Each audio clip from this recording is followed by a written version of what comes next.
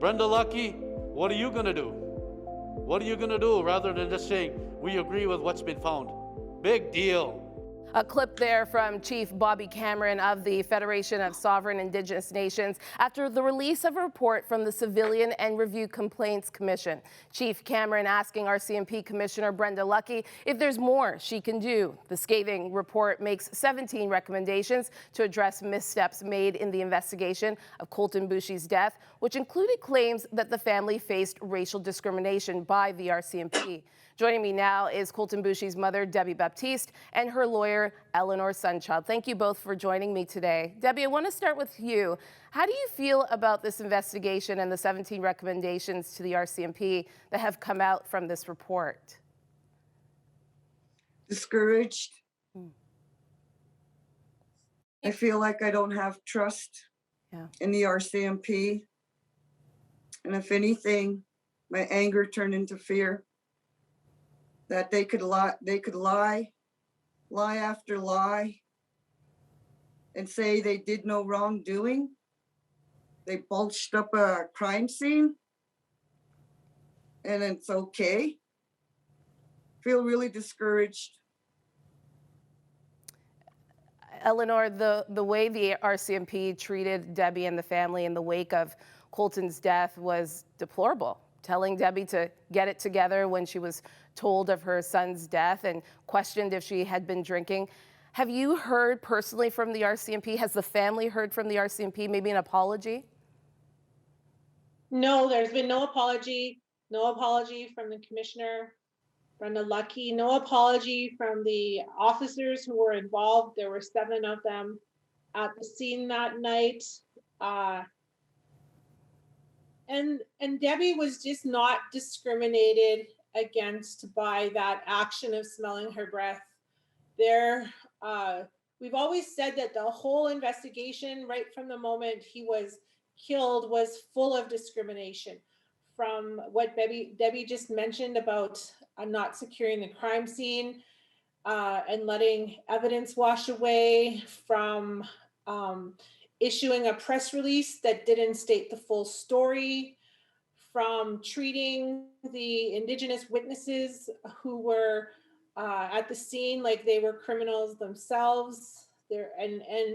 Chief Bobby Cameron spoke about that as well at the press conference, how the Indigenous witnesses were questioned over and over at the trial about how much they had been drinking. You know, the whole issue played on stereotypes against Colton, against his family, that Debbie was a drunk, that Colton was a drunken thieving Indian, that he was a gang member. You know, we've seen all these stereotypes and they're all untrue. And that's the issue with this whole case. It's just not the fact that Debbie was discriminated on the night that Colton was killed. It's that she was discriminated throughout the whole case. Debbie, you talk about feeling hurt and, you know, describing just what has happened. Do you think that there is hope in the reconciliation of the relationship between the RCMP and Indigenous people in this land, in this country? There's hope. But until then, we still need to be heard. We need our voices to be heard. We need answers to everything that they covered up. Why did you cover up? Why do you continue to lie? Lie after lie. We need to fix this. They need to fix this. They need to tell us why that they covered up the evidence. What were they covering up? And then they continue to sweep us under the carpet, hoping we go away. But we continue to fight. I got more I got more questions about that report that need to be answered. It's all black and white. We can all see it now. What are some of those questions that you have, Debbie, that you'd like answered when it comes to that report and the 17 recommendations? The whole thing needs to be questioned. Why did the Stanleys get to go sit at their breakfast table and have coffee while my son laid out there when there was a nurse at the table? Why did Lisa Stanley and Sheldon get to ride to the police office there to be questioned? A lot of things were covered up. A lot of questions need to be answered, and we want those answers. Rightfully so. You need those answers. Eleanor, you say justice for this family starts with seeing Colton as a human being. Explain that for me. Well, right from the start, he was not treated as such. He was treated as a stereotype. Colton has been seen as a thief, as a drunk, as a stereotype, basically.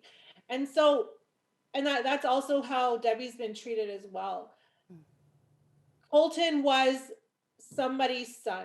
And I'll say this again publicly, Colton had no criminal record, no criminal record. He was sleeping in the back of that SUV when he presumably got in the front to drive away and was shot in the back of the head. Those are the facts. So many people don't want to see that those are the facts, that he was a good kid, that he was out with his friends when he got fatally shot.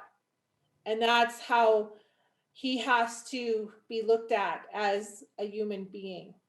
All lives matter. And the thing that we continue to fight for is justice matters.